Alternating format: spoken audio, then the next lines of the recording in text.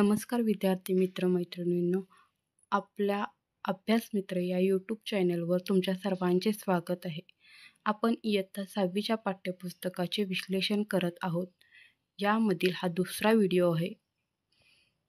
ज्या व्हिडिओमध्ये आपण इतिहासाची साधने हा घटक अभ्यासणार आहोत.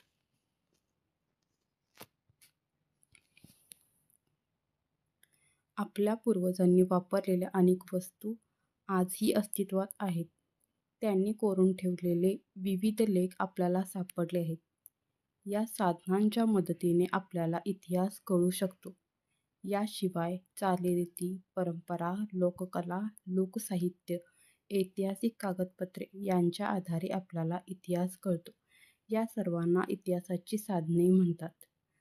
तर यामध्ये काय सांगितलेलं आहे की आपल्या पूर्वजांनी अनेक वस्तू वापरलेल्या होत्या. त्या आजही अस्तित्वात आहेत, म्हणजे त्यांचे पुरावे सापडलेले आहेत. त्यांनी कोरून ठेवलेले अनेक लेख सापडलेले आहेत.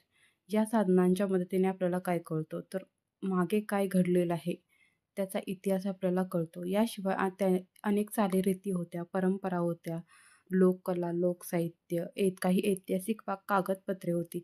यांच्या आधारे आपल्याला काय कळतो, तर इतिहास कळतो. ही काय आहेत, तर ही सर्व आहेत इतिहासाची साधने. इतिहासाची साधने ही 3 प्रकारची आहेत. एक भौतिक साधने, लिखित साधने आणि मौखिक साधने. आता या 3 साधनांची आपण थोडी माहिती घेऊ. त्यातील पहिला पॉईंट आहे भौतिक साधने. दैनंदिन जीवनात माणूस विविध प्रकारच्या वस्तू वापरत असतो. पूर्वीच्या माणसाने वापरलेल्या अनेक वस्तू आज महत्त्वाची माहिती पुरवू शकतात. पुरातन वस्तूंमधील खापराच्या तुकड्यांचे आकार, रंग, नक्षी यावरून ही भांडी कोणत्या प्रकारची असावीत, कोणत्या काळातली असावीत याचा अंदाज बांधता येतो. दागदागिने आणि इतर वस्तूंवरून मानवी समाजाच्या परस्पर संबंधाची माहिती मिळते. धान्य, फळाच्या बिया आणि प्राण्यांची हाडे यावरून आहाराची माहिती मिळते. वेगवेगळ्या काळात माणसाने बांधलेल्या घरांचे आणि इमारतींचे अवशेष सापडतात. याशिवाय नाणे, मुद्राही सापडतात. या सर्वांच्या सहाय्याने मानवी व्यवहारांच्या माहिती मिळते. या सर्व वस्तू आणि वास्तू, त्यांचे अवशेष यांना इतिहासाची भौतिक साधने म्हटले जाते. तर काय आहे, ज्या पूर्वीच्या लोकांनी ज्या वस्तू वापरल्या आहेत, जे दागदागिने वापरलेले आहेत किंवा जे आहारातील गोष्टी आहेत, धान्य, फळांच्या बिया, प्राण्यांची हाडे यावरून काय कळतं, तर त्या काळातील लोक काय खात होते, कोणत्या प्रकारचे दागदागिने परिधान करत होते, कोणत्या प्रकारची भांडी वापरत होते, त्याचबरोबर कोणत्या प्रकारचे त्यांचा आहार होता, कशा प्रकारची घरे होती, कोणकोणत्या प्रकारचे नाणे होते. हे काय आपल्याला कधी समजतं, तर त्या काळातील जेव्हा अवशेष आपल्याला सापडलेले आहेत त्यावरून आपल्याला काय समजतं, तर त्या काळात कोणत्या प्रकारची जीवनशैली होती हे आपल्याला या पुराव्यांवरून समजतं. तर या सर्वांना काय म्हणायचं, तर हे जे पुरावे आपल्याला सापडलेले आहेत, तर हे कसले आहेत, तर ते भौतिक साधने या प्रकारामध्ये मोडतात. आता इथे तुम्हाला माहीत आहे का, असं एक छोटासा पॉईंट दिलाय. त्यामध्ये काय सांगितले पहा, धान्यांचे कण फार काळ टिकत नाहीत. त्यांना कीड लागते, त्यांचा भुगा होतो. प्राचीन काळी धान्याचे पीठ करण्याआधी ते धान्य भाजत मग भरडत. धान्य भाजताना त्याचे काही कण अधिक भाजले गेले किंवा जळले तर ते टाकून दिले जात. असे जळके कण वर्षानुवर्षे टिकून राहतात. ते उत्खननात सापडतात, त्यांची प्रयोगशाळेत तपासणी केली जाते आणि तपासणी केल्यावर ते धान्य कोणत्या धान्याचे असेल, ते कण कोणत्या धान्याचे असेल हे ओळखले जाते. तर म्हणजे पूर्वीच्या काळी कोणत्या पद्धतीचे जेवण लोक जेवत होते किंवा कोणकोणत्या प्रकारच्या गोष्टी होत्या हे अभ्यासण्यासाठी आपल्याला काय या पुराव्यांचा वापर करावा लागतो आणि हे पुरावे आजही आपल्याला सापडलेले आढळून येतात. दुसरा पॉईंट आहे लिखित साधने. अश्मयुगातील माणसाने त्याच्या जीवनातील अनेक प्रसंग आणि भावना चित्रांतून व्यक्त केल्या आहेत. हजारो वर्षे उलटल्यानंतर माणसाला लिहिण्याची कला अवगत झाली. तर काय पूर्वीचा जो अश्मयुगातील माणूस आहे, त्याने आपल्या जीवनशैलीत अनेक प्रकारच्या भावना ह्या कशातून व्यक्त केल्या आहेत, तर चित्रातून व्यक्त केलेल्या आहेत. हजारो वर्ष उलटल्यानंतर माणसाला काय झालेलं आहे, तर लिहिण्याची कला अवगत झालेली आहे. पूर्वी लिहिण्याची कला अवगत नव्हती. त्यावेळी माणूस काय करायचा, तर चित्रांच्या माध्यमातून आपल्या भावना व्यक्त करायचा. माणूस सुरुवातीला प्रतीके, चिन्हे आणि चिन्हे यांचा नोंदी ठेवण्यासाठी वापर करायचा. त्यापासून कशाचा विकास झाला, तर लिपीचा विकास झाला. आणि हा लिपीचा विकास होण्यासाठी हजारो वर्षे जावी लागलीत. सुरुवातीच्या काळात खापरे, कच्च्या विटा, झाडांच्या साली, भूर्जपत्रे यांसारख्या या साहित्याचा लिहिण्यासाठी उपयोग केला जाई. तर सुरुवातीच्या काळात खापरे, कच्च्या विटा, झाडांच्या साली, भूर्जपत्रे यांचा कशासाठी वापर केला जायचा, तर साहित्यासाठी, लिहून ठेवण्यासाठी वापर केला जायचा. अशा प्रकारच्या साहित्यावरील मजकूर एखाद्या अणकुचीदार साधनाने कोरलेला असे. अनुभव व ज्ञान जसजसे वाढत गेले तसतसे त्याने विविध पद्धतीने लेखन करण्यास सुरुवात केली. सभोवताली घडलेल्या घटना, दरबारी कामकाजाचे वृत्तांत इत्यादी माहिती लिहून ठेवण्याची पद्धत सुरू झाली. अनेक राजांनी आपल्या आज्ञा, निवाडे, दानपत्रे दगडांवर किंवा तांब्याच्या पत्रांवर कोरून ठेवली आहेत. तर सुरुवातीला आपण पाहिलं की झाडांचे साली, भूर्जपत्रेच्या विटा म्हणजे खापरे आहेत, त्यांच्यावर त्यांनी लिहून ठेवण्यासाठी वापर केलेला आहे.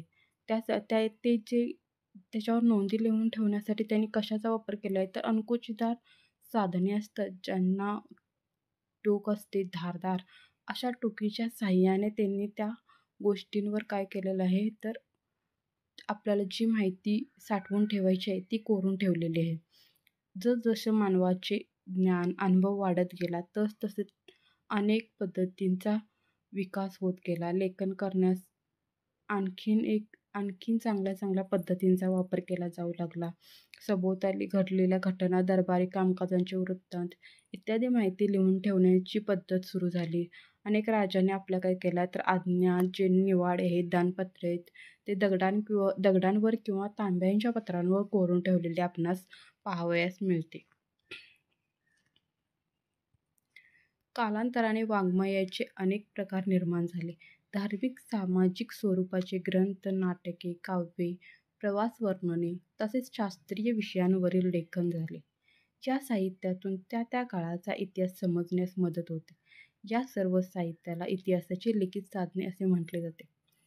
तर धार्मिक सामाजिक स्वरूपाचे ग्रंथ, नाटके, काव्ये, प्रवास वर्णने आणि शास्त्रीय विषयांवरील लेखन काय झालं, तर लेखन काय झालं लेखन करण्यास सुरुवात झाली. आता हे जे साहित्य आहे, या साहित्यातून आपल्याला काय कळतं, तर आपल्याला इतिहास समजतो. या सर्व साहित्याला आपण काय म्हणतो, तर लिखित साधने म्हणतो. कारण हे लिहून ठेवलेले आहेत. त्या लिहून ठेवल्याचे पुरावे हे आपल्याला सापडलेले आहेत. त्यामुळे यांचा समावेश कशात होतो, तर याचा समावेश हा लिखित साधनांमध्ये होतो. आता इथे एक छोटीशी माहिती तुम्हाला दिलेली आहे. भूर्जपत्र हे भूर्ज वृक्षाच्या कशापासून बनवलं जातं, तर सालीपासून बनवलं जातं. आणि या जो भूर्ज वृक्ष आहे ते कुठे सापडतं, तर काश्मीरमध्ये सापडतं. याचा उपयोग अनेक नोंदी ठेवण्यासाठी पूर्वीच्या काळी केला जायचा. हे ते आपल्याला ताम्रपट दिसत आहे, शिलालेख दिसत आहे, ज्याच्यावर काय केलेलं आहे, तर याच्यावर आपल्याला माहिती कोरून ठेवलेली दिसून येते.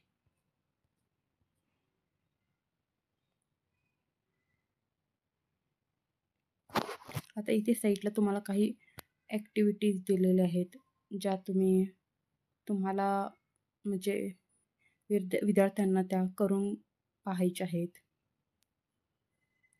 आता आपण तिसरा पॉईंट पाहू, मौखिक साधने. ओव्या, लोकगीते, लोककला, लोककथा यांसारखे साहित्य लिहून ठेवलेले नसते. त्यांचा कर्ता अज्ञात असतो. ते पिढ्यानपिढ्या जतन झालेले असतात. अशा साहित्याला मौखिक परंपरेने जतन झालेले साहित्य असे म्हणतात. ओव्या, लोकगीते, लोककला यांसारखे लोकसाहित्याचे प्रकार यांचा त्यात समावेश होतो. अशा प्रकारच्या साधनांना काय म्हणतात? तर मौखिक साधने असे म्हणतात. तर मौखिक साधने म्हणजे काय? तर मौखिक साधने म्हणजे जे लिखित स्वरूपात नाही आहेत, ज्यांचा काय जे कोणाकडून तरी मौखिक साधने म्हणजे काय? कोणाकडून तरी ओव्या, लोकगीते यांच्यामार्फत ते परंपरेने काय झालेलं आहे, तर पिढ्यानपिढ्या आपल्याकडे आलेलं आहे. अशा साहित्याला काय म्हटलं जातं? तर ते मौखिक साहित्य असे म्हटलं जातं. ज्यांचा कुठेही लिखित पुरावा आपल्याला सापडत नाही किंवा आपल्या आजी आजोबा आहेत त्यांच्याही जे पूर्वज आहेत त्यांच्याकडून ते त्यांच्याकडे आलेले आहे आणि त्यांच्याकडून आपल्या आजी आजोबांकडून हे आपल्याकडे आलेले आहेत. म्हणून त्याला काय म्हणतात? मौखिक साधने म्हणतात. आता इथे मौखिक साधनांचे काही 2 उदाहरणे दिलेले आहेत. ओवी, लोकगीते अशा प्रकारे. तर हे काय आहेत? हे पूर्वजांकडून आपल्याला आलेले आहेत. याचा कुठेही पुरावा लिखित आपल्याला सापडत नाही. म्हणून यांचा समावेश कशात होतो? तर मौखिक साधनांमध्ये होतो. आता तुम्हाला माहीत आहे का म्हणून दिलेले आहेत चार्ट. त्यामध्ये आपल्याला इतिहासाची जी लेखनाची साधने आहेत त्यामध्ये भौतिक साधनांमध्ये कशाचा समावेश होतो, लिखित साधनांचा कशामध्ये समावेश होतो आणि मौखिक साधनांचा समावेश असणारे जे घटक आहेत त्यांची माहिती दिलेली आहे.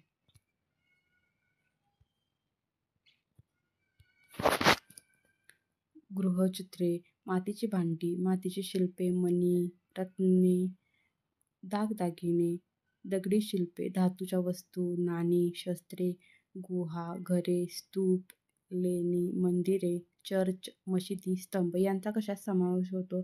तर यांचा भौतिक साधनांमध्ये समावेश होतो. आता लिहून ठेवलेले जे लिखित साधनं आहेत ते कोणकोणते? हडप्पा लिखित लेख, वैदिक साहित्य, मेसोपोटेमियामधील शिलालेख, महाभारत, रामायण यांच्या हस्तलिखित पोथ्या, जैन बौद्ध धर्मसाहित्य, ग्रीक गीतकार आणि प्रवाशांचे लेखन, चीनी प्रवाशांची वर्णने, व्याकरण ग्रंथ आणि पुराण ग्रंथ, कोरीव लेख यांचा कशात समावेश होतो? तर यांचा समावेश होतो लिखित साधनामध्ये. आता पाहणार आहोत आपण मौखिक साधने.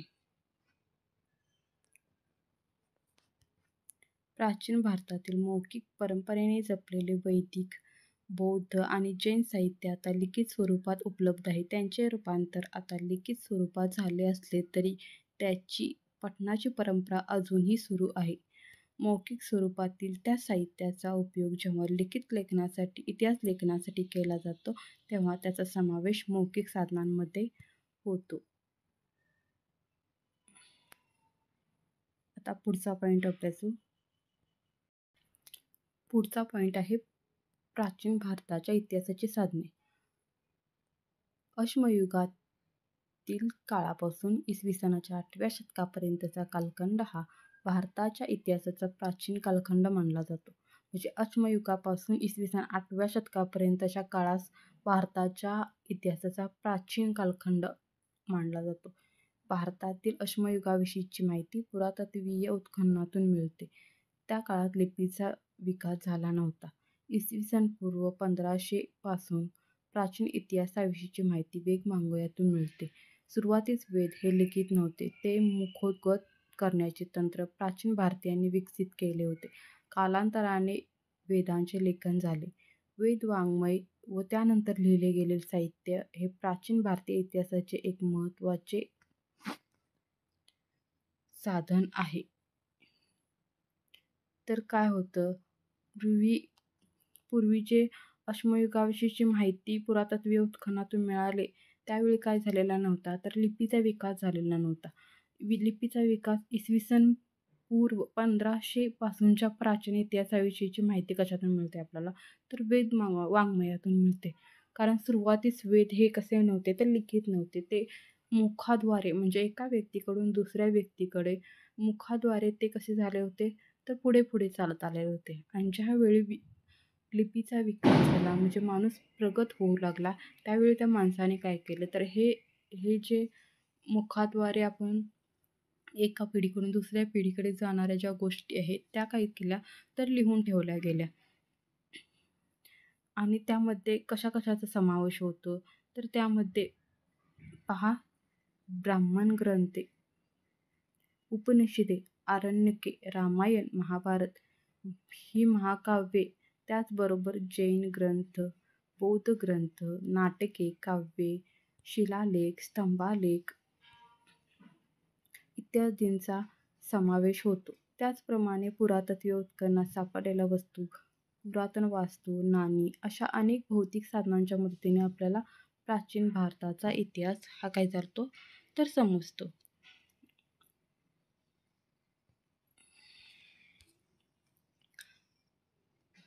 पुढचा पॉईंट आहे इतिहास लेखनाबाबत घ्यावयाची काळजी. इतिहास साधनांचा वापर करताना घ्यावयाची काळजी. इतिहास साधनांचा वापर करताना काळजी घ्यावी लागते. एखादा लिखित पुरावा केवळ जुना आहे म्हणून तो विश्वासार्ह असेलच असे नाही. तो मजकूर कोणी लिहिला, का लिहिला, केव्हा लिहिला याची छाननी करावी लागते. विश्वासार्ह ठरलेल्या विविध साधनांच्या आधारे काढलेला निष्कर्ष एकमेकांशी पडताळून पाहावे लागतात. इतिहास लेखनात अशा चिकित्सेला फार महत्त्व असते. तर काय इथे सांगितलेलं आहे की इतिहास साधनांचा वापर करताना खूप काळजी घ्यावी लागते. कारण एखादा लिखित पुरावा सापडला म्हणजे तो जुना आहे किंवा विश्वास त्याच्यावर ठेवला पाहिजे असे नसते. तो तो जो पुरावा आहे, तो जो लिखित पुरावा आहे तो कोणी लिहिला, का लिहिला आणि केव्हा लिहिला याचीही छाननी करावी लागते. आणि मगच त्याच्यावर विश्वास ठेवावा लागतो की तो म्हणजे पुरातन आहे किंवा अतिप्राचीन आहे याची पडताळणी करावी लागते. अशा लेखनात इतिहासात असे जे लेखन आहे त्याला काय आहे तर महत्त्व आहे. हे इतिहास जेव्हा आपण शोधत असतो तेव्हा आपल्याला ही सर्व काळजी घ्यावी लागते. तर अशा प्रकारे आपला इतिहासाच्या साधने हा दुसरा घटक काय झालेला आहे तर संपलेला आहे. नक्कीच तुम्हाला हा व्हिडिओ आवडला असेल तर तुम्ही कमेंट बॉक्समध्ये कमेंट करा की तुम्हाला हा व्हिडिओ कसा वाटला. आणि आपण पुढेही असेच आणखीन व्हिडिओ बनवत राहू इयत्ता 6वीच्या घटकावर. धन्यवाद मित्रमैत्रिणींनो.